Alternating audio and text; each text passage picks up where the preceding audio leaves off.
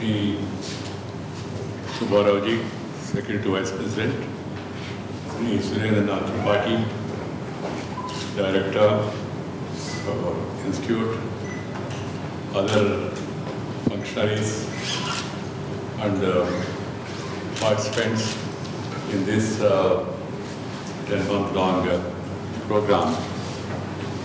I am very happy to meet you, greet you, talk to you, hear from you today, this evening, in my official residence. Before I come to the subject, I am always of the view that one must get exposed to different situations. That exposure, experience will make you rich. I come from an agricultural background. None in my family were educated beyond 10th class. With that background, I came to public life. There is no exaggeration, I am not speaking to a public audience to say that everything there in the political pages, it all came to me. Now I have become the second highest constitutional authority. There is no family background, no dynasty, and no educational big background. But how I succeeded to reach here, through the experience I gained, particularly my visits across the country, my interaction with the people, different segments of the society, and then leaving personal, spending everything social. That really made me what I am today. And I feel proud of the same. And I always suggest to people that you must be on the move always. Being stationary, of course, your job dictates that you have to be a particular place, you have to be there. But or sitting in the office is not going to really help the matters. In this period, 42 years, I think it's 42 years, first time I am not there in the heat of politics. I entered politics in 77. Right from university, directly I went and contested Lok Sabha election in 77, inspired by Jayaprakash Nayak. From then onwards, no looking back. Every election I was active, I was a forefront. I think I have covered more than 600 districts. And some of the districts, number of times, no exaggeration, because I remember as party general secretary, party president, I used to go around, and then used to improve my knowledge and understanding about the men and matters. So this training program, both the field as well as spending time together and also hearing different lectures, has given you much more exposure. Friends, the world is changing fast, and the world is becoming a small global village because thanks to technology, information. Now, what is happening here is known in Washington in a few minutes. So, you have a lot of opportunities, but you have a number of challenges also. Challenges are increasing day by day. And moreover, you are in an aspirational India. 65% of the population are below 35 years, or even 30 years. We are going to become the youngest nation in the world in terms of population. So the youngsters, their aspirations are very high. And people are not going to be satisfied. Like earlier, you, okay, 10 years, 15 years, 20 years, one party, one ruler, and all. Now people want something more. You do this, and I, as a minister, I used to go around and tell them, I've done this, I've done this. They say, yes sir, thank you, but what about this? This is yet to happen. So that is the aspiration of the people. Keeping that aspiration in mind, we have to work hard, find out new methods, come up with new innovations, and then find out out of us ideas. And as the civilization moves on, the developmental story moves on, the challenges also are coming. There are people, scrupulous fellows, who want to bypass the system, circumvent the system, and see to it that they get benefited out of the way. So how to, you come with some policy, they come with ready-made another policy also, how to circumvent. You have seen in DBT, you have seen in demonetization, you are seeing in different other areas, we all have some experience also. So keeping that in mind, we must always update our knowledge and understanding. And I always say that we are living in an era of LPG, liberalization, privatization, globalization. The opportunities are many, and the challenges are also many. So you have to equip yourself to meet those challenges. That is the task before the government and the government officers today. The government makes a policy formulation. The parliament approves legislations. And we approve a number of bills. And we also have political leadership, not only bringing bills, also having a political will. But mere bill and will alone will not suffice unless you have administrative skill. That is where your role becomes important. I'm happy that this 10-month customized course is aimed at renewing your knowledge and sharpen your administrative skills. Having a mix of participants from civil and defense, technical and non-technical brings together a rich pool of diverse experience and knowledge. I believe that such courses are essential to provide fresh insights and reform the administrative system.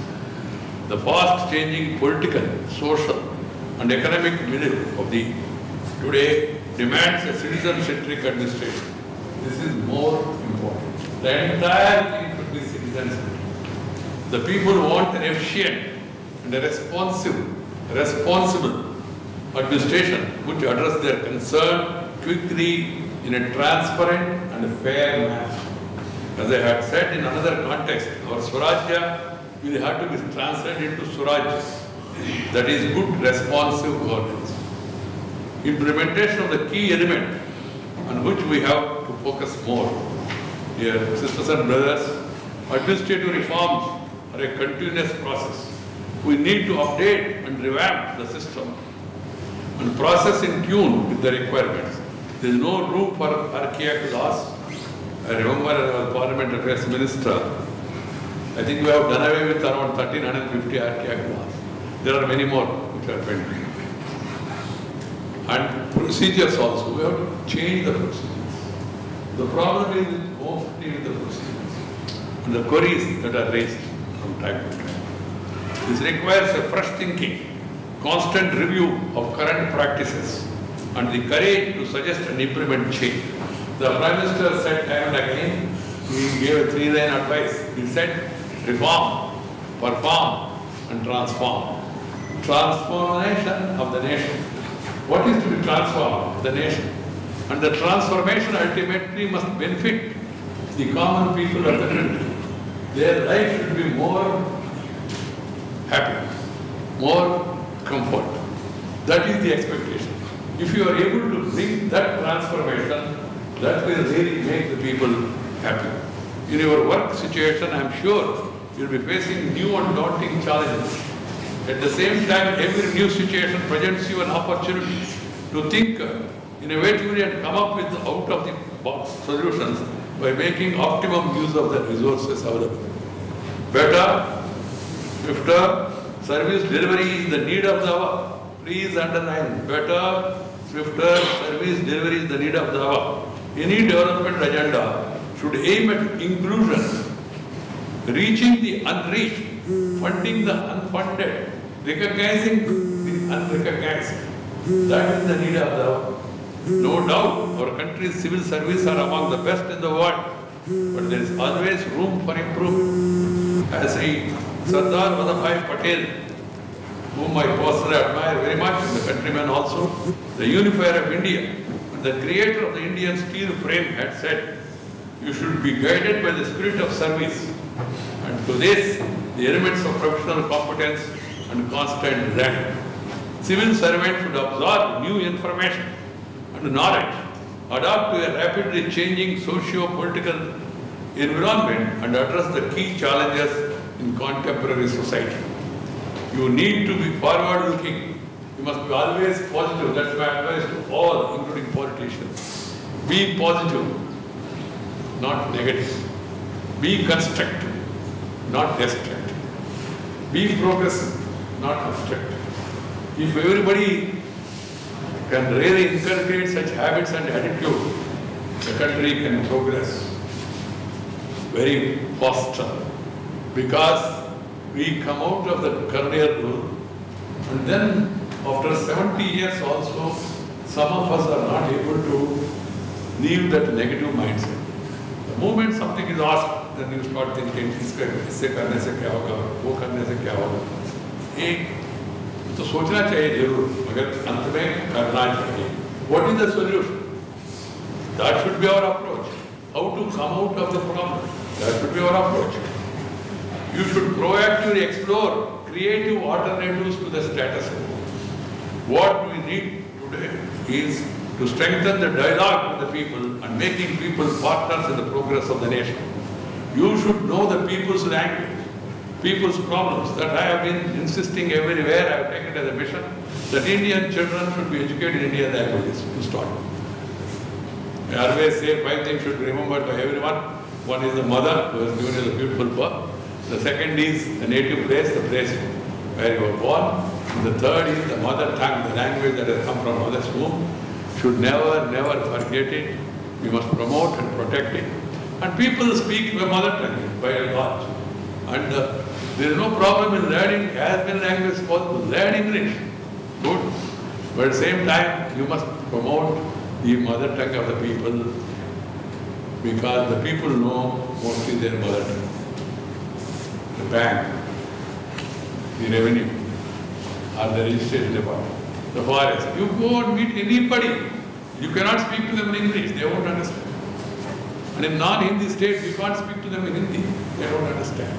So everybody in service must first of all grasp the local language.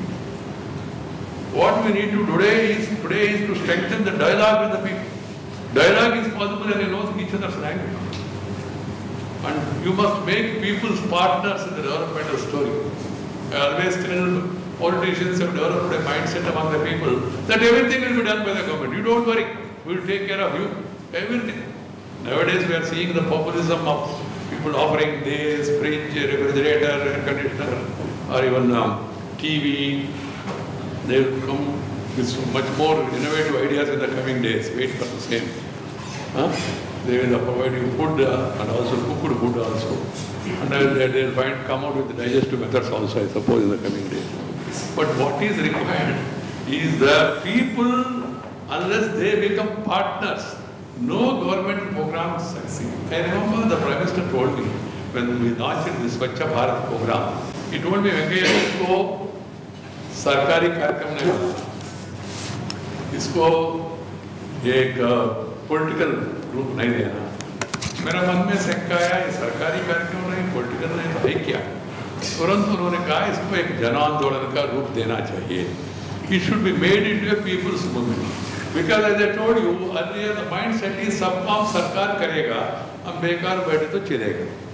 ऐसा नहीं चलेगा.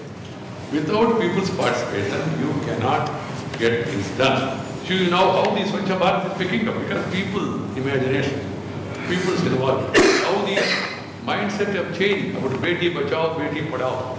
Simply government announcing it is not going to solve the problem. Now people also realize that we must educate the child, 50% population.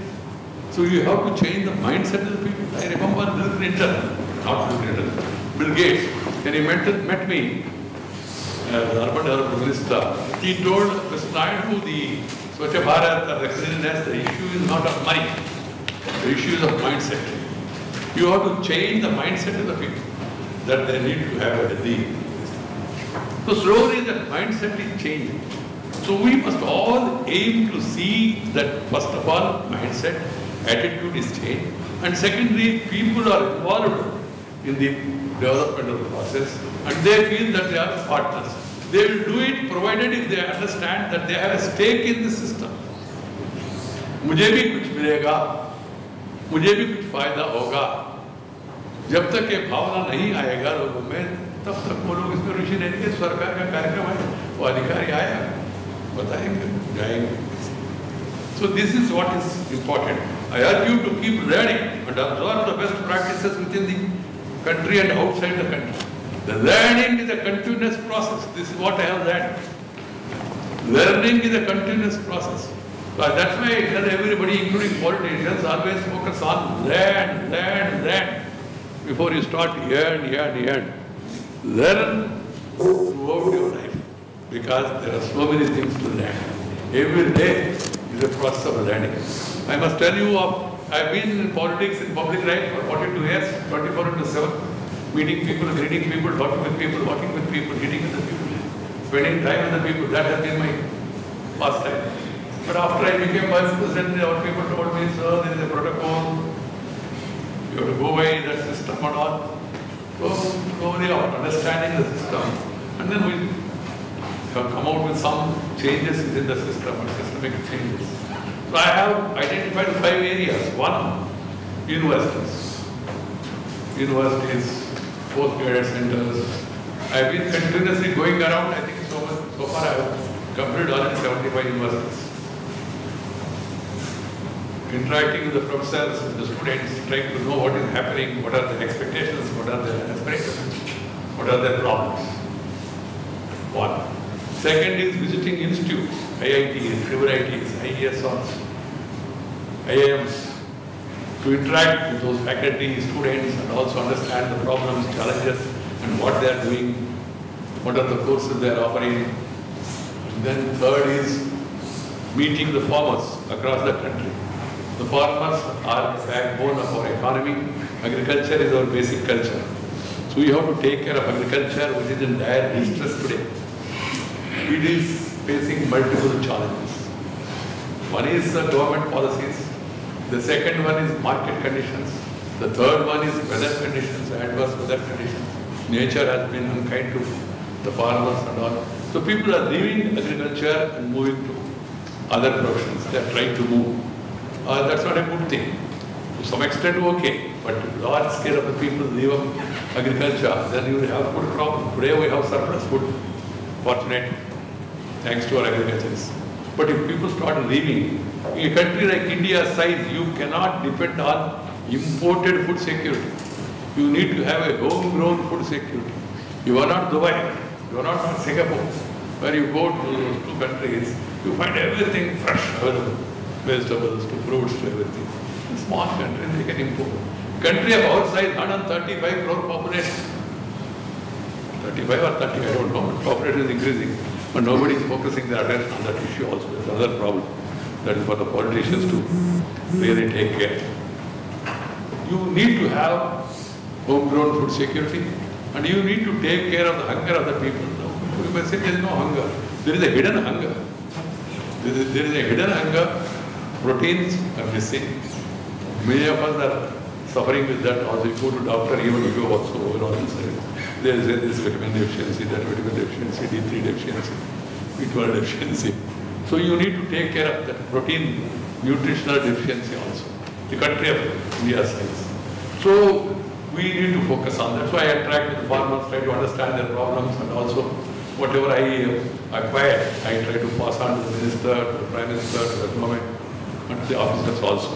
And the fourth one is I also go around and meet various cultural bodies, because to make people happy, it's not only food, clothing and shelter, not the economy, but also societal peace and other forms of happiness. India is famous for 64 arts, dance, music, art, painting, drawing, poetry, so many things are there. So we need to encourage such people. In olden days, Rajas and Maharajas, they used to encourage. That's what we used to read. But it's now the duty of the elected governments also to take care of these various occasions, which will make people happy. You hear the music, if it's really good, then you feel more happy also. You derive happiness. So I interact with them and encourage with them, give them needed recognition, encouragement, etc. And fifthly, I also go to public bodies, doctors, actors, and also teachers, and also CIA, FICCI, ASSOCHAM, various conferences, national, international. Today morning, I was there in Resilient Cities Conference of Asia Pacific region. Today morning. It's a 3-day conference going on. And then interact with them. And also, I go around the country, and wherever I go, I try to learn. I'm enriching my knowledge. That's why we are trying to bring out a publication. I told my secretary that we must say it is knowledge pilgrimage. I said, this is a knowledge pilgrimage the Vice President have taken across the country. You improve your knowledge.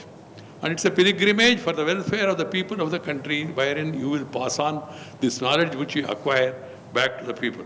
So I urge upon all of you to keep learning and observe the best practices within and outside India, from both private as well as public sector. You cannot confine to governmental schemes and governmental thinking alone, because the world is changing faster. India also is changing faster. You have allowed 100% foreign direct investment. So private sector also is doing wonders. You see the Delhi airport story, Mumbai airport story, and also Bangalore, Hyderabad, how these airports have been developed. So public-private partnership has come on to stay. The attitude of the governments and political parties also have changed. They are also now moving towards reforms. And the entire world, I can tell you, is also looking to India. The way we are reforming India, that also is a fascinating thing for people across the globe. So we need to follow the best practices followed by private sector. If a private sector can do like this, why not government?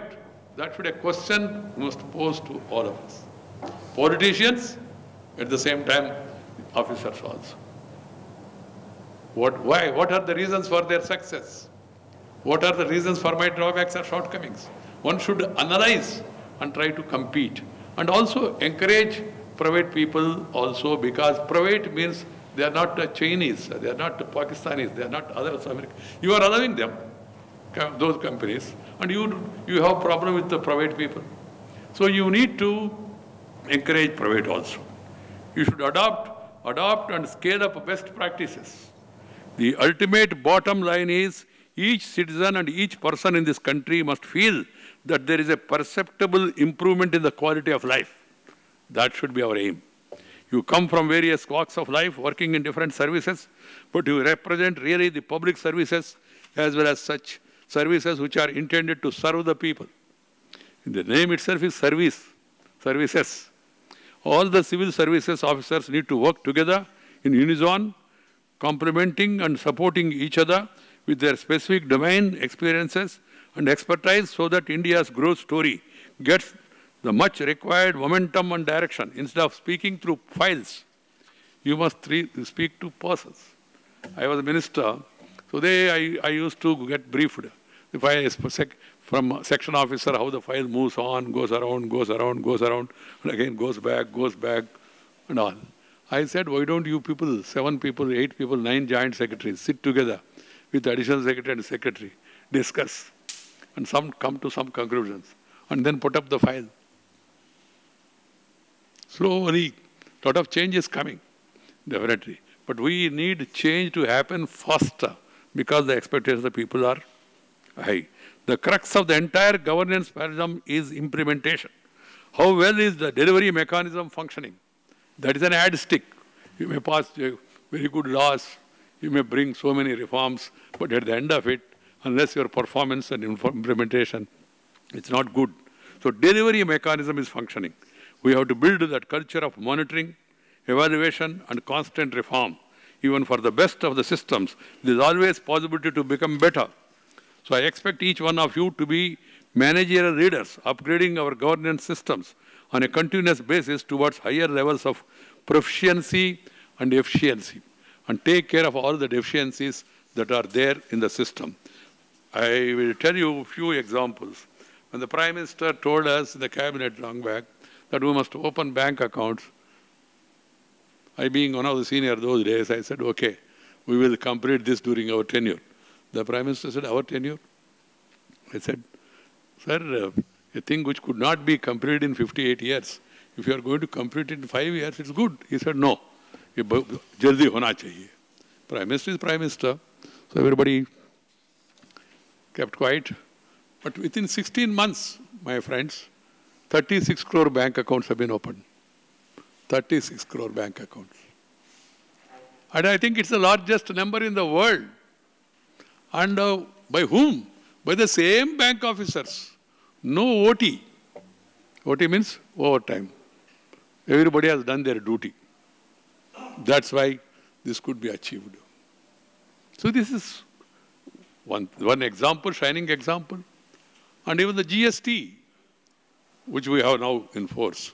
Now, people are happy. Initially there was pain. There will be pain, temporary pain for long-term gain.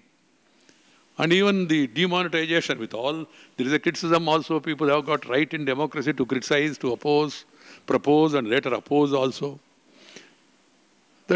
But at the end of the day, what is the purpose? The question is of delivery. Delivery system, the DBT, direct benefit transfer, the JAM, Jana Dhana Aadhaar Mobile. What is the purpose? The purpose is ultimately to reach the people. Late Prime Minister Rajiv Gandhi, with a good intention, he said, if I send 100 rupees from Delhi and put it in a pipeline, by the time it reaches Thiruvananthapuram or Thiruvannamayur or Anantapur, whatever it is, only 15 rupees reaches. This is a statement made out of agony. I am not making any political comment. So now people want everything to reach them without difficulty. How do you do it? The online, the digital. Online should be the main line in the coming days so that nobody should stand in line and wait also. And then direct benefit, scholarship, pension, compensation, insurance, everything, every entitlement of the people should reach them directly. Janadana, bank account, Aadhaar and mobile. Without going and standing in line, meeting people, greeting people, shaking hand, doing something in between hand. There should not be any scope for any of these things. That should be our ultimate aim. How fast we will be able to do this, how effective we will be able to achieve it, that is the implementation. That's where people working in the field, they have a greater responsibility. I'm very happy today that you all have come here to the Vice President House. My best wishes to all of you in the remaining part of your service. You have learned so much in this 10 months course by your interaction, by your understanding, and then utilize it to the betterment of the society and to the happiness of the people, and then make country a strong, stable, prosperous, happy nation. It cannot be done by one Prime Minister, one Chief Minister, one Minister or one MP. It has to be done by all the stakeholders who are involved in the system, or the stakeholders or the shareholders in the future of this country. So if every one of us does our work effectively, efficiently, then things will definitely improve. That is the task before all of us. My best wishes to all of you and my compliments to the Institute which has organized this 10 months course and also designed it in such an effective way to really help the improvement of the system. Thank you very much. Namaskar. Jai Hind. You all came to my house. Join us for tea. There is something, na? Tea is being offered. Then we'll have some photograph, and then these are all former, later became presidents. The other one hall is constructed by me after I became vice president. Because the vice president goes out means again, you know, traffic, regulation, inconvenience to people, small or big, and then find a suitable hall, then you have to spend a lot of money and all. And normally we go for book release, we go for small functions, big functions and all. So we developed that hall, small hall of 150 capacity. In the Vice President house itself, no need to go out for book release or small functions. Hall is free, so available to all. So that facility is created, and I named it after Sardar Vallabhbhai Patel. Sardar Vallabhbhai Patel Conference Hall, that is the name. And it's constructed in 3 months, free fabrication. So that means if where there is a will, and if there is a political skill, then you have a way. That is the example. Thank you very much.